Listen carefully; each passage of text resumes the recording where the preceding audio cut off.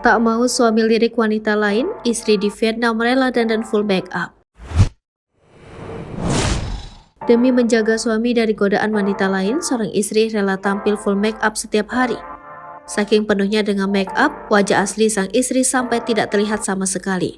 Namun meski begitu, sang istri sudah merasa dirinya sangat cantik. Ia yakin suaminya tidak akan tergoda dengan wanita lain.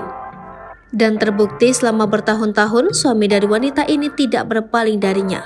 Wanita tersebut adalah Soan yang berasal dari Saigon, Vietnam. Sekilas penampilan Soan memang mengejutkan bagi siapa saja yang baru pertama melihatnya. Wajah Soan terlihat penuh dengan make up. Diakui Soan, dirinya sudah berdandan seperti ini sejak usia 16 tahun.